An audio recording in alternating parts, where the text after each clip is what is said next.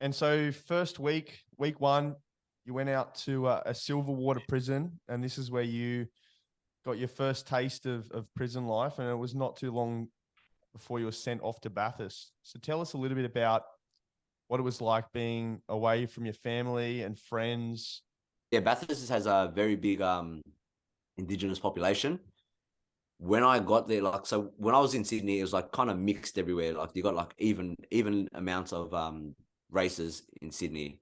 But when I got sent to Bathurst, it was a bit of a shock to me because it was like what, two Asian boys, maybe fair decent amount of Middle Eastern boys, but not that much. Very large indigenous Koori population. Um, there's a fair bit of like, I'd say Caucasian, but you don't really notice the Caucasians unless there's a few that really stand out because the Caucasians don't really stick together. And and there's a few Islander boys too. The Islander boys really made me feel at home. So I guess like I was really lucky to have them. Yeah, they're lovely people, aren't they? The way they kind of make you feel. Yeah, yeah. Yeah. They're always good Always nice laughs and blokes, yeah. yeah. And so you kind of like we were talking about Joe there and how when you're in prison, it was almost your opportunity to like figuratively, but also literally pull yourself out of the shit. Like, so, doing chin ups, doing body weight workouts. And I think you said when you're at Oberon, it was probably one of the easiest periods because you had so many boys around you that would, pull you out of your despair and get you outside doing some body weight workouts and training. And when you went to the young offenders camp initially, I think you said you were trudging through, with shoes on that had been worn by hundreds of prisoners previously. They had like wet, damp sponges in the soles so that you wouldn't injure your feet. And this was really character building experience. And this was kind of when the tables turned, wasn't it? A lot of character development that came out of that.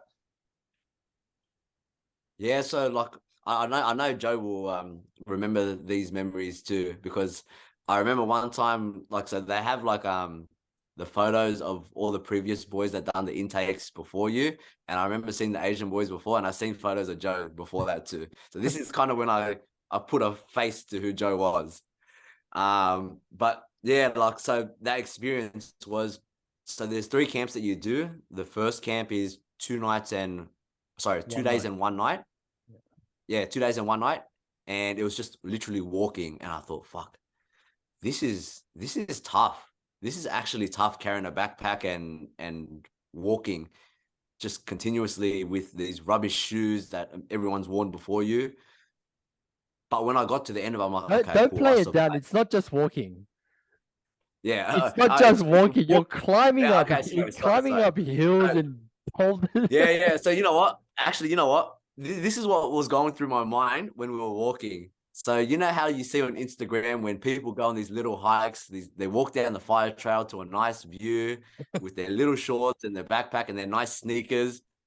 I was like, this is not what I see on Instagram. This is fucking hell. This is like, you don't walk on a fire trail over here. You walk through the bushes on these ugly rocks and like there's never even surface. So I was shocked by that.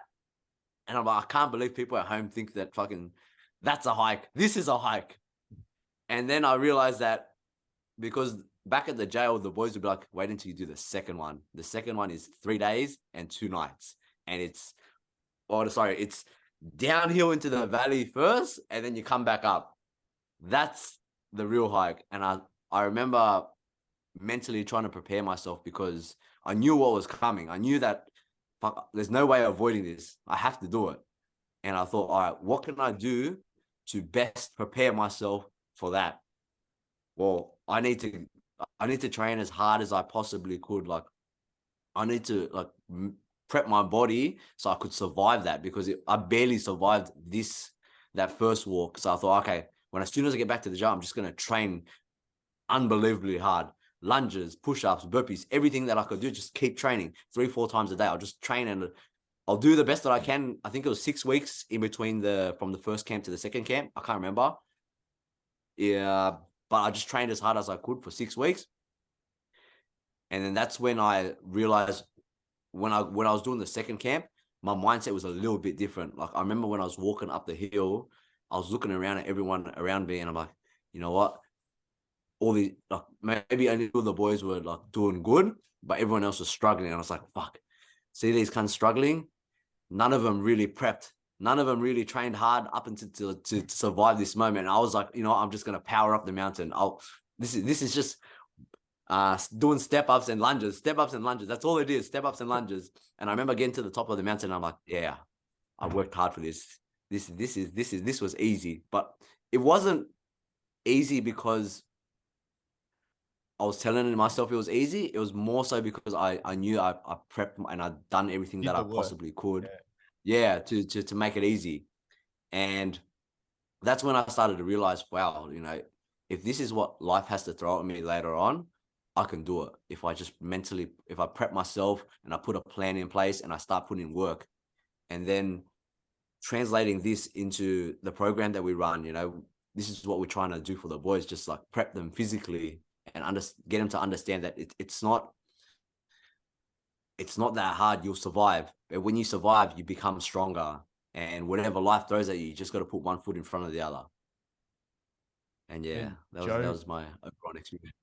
And I tell Joe, what about your initial experiences? So, is it cliche like you see in movies where, you know, you just got to keep to yourself, not really make too many friends or connections? I think you've discussed that there's three type of people in prison. There's gamblers, junkies, and trainers as well. And you guys kind of with that trainer cohort that were interested in keeping physically fit. But is it like you see in movies? Look, I know the use of the word junkies. You shouldn't. I know I said it, but politically, it's not really correct. Us now later on understanding the issues. But that was the term that we used when we were inside, so that's why we use it.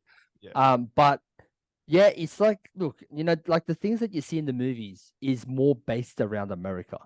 You know, and the things that you see in the movies about Australian jails is also based around America, because that's what viewers relate to, right? But in reality, there's a lot of different things, right? There is a lot of racial segregation, but it's not the end of everything. And everyone thinks, oh yeah, you got to stick with your race.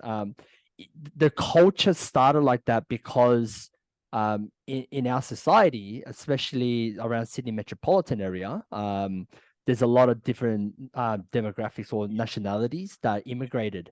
And when you look at little different, I guess, subcultures out in society, it's mostly different types of races kind of congregate, because like that's what they understand. That's what they, it's pretty much it's home for them, right? It's very hard. It's very hard for someone who's just migrated to Australia to integrate as an Australian, like what an Australian is perceived to be. You know, it's quite hard. They stick to what they're used to. They stay in their comfort zone, right? So obviously those little subgroups in society, you know, there are like no disadvantage and lack of education and working class people, and you know, the second generation kids, obviously they, you know, they have parents that are constantly working. Like for example, Andrew's background, you know, parents are constantly working, and you know, you're pretty much left to defend for yourself.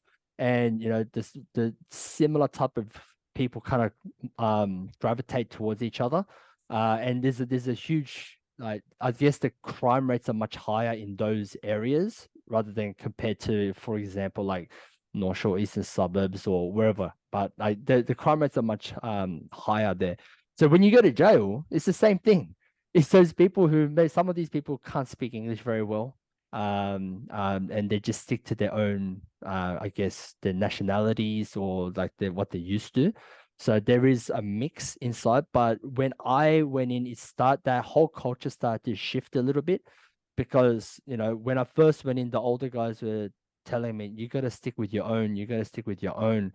But sometimes, you know, me being second generation, and you know, I grew up with different nationalities my whole life, and I was like, why do I have to always just stick with the Asians? You know I look Asian, but inside I feel like I'm Aussie. You know, and that's why, you know, that's why I love training, because for me, training was camaraderie. It was about community building. So whenever I used to train, I used to always train with people from different backgrounds, different nationalities. I didn't care who you were, as long as you're into training, and we just had a good laugh while we were training. And that's what I loved about fitness and fitness communities, because it broke down all these barriers, and that's why I fell in love with it, because it doesn't matter who you are. You could be the CEO of a Fortune 500 company, and when you train with me, we're on the same basis. There's no, you're not above me, you're not below me. We're here to train, and that's why I truly believe in what we do at Confit, is to create a platform to bridge that social gap.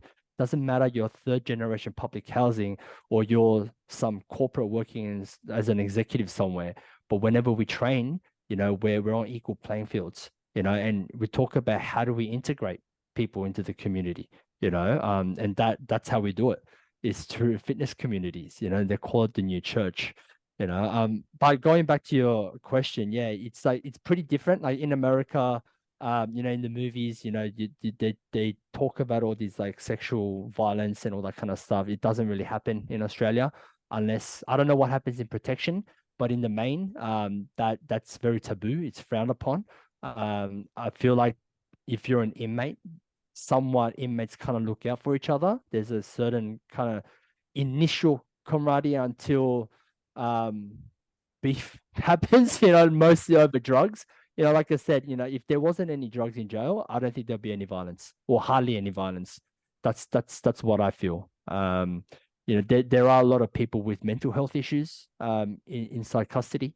That's something that we got to point out.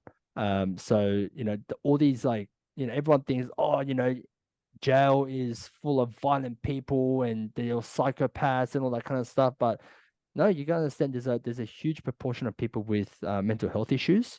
And people think that they're all violent people, but it's not the violence, it's the environment that kind of turns us, there's a saying that you become your environment.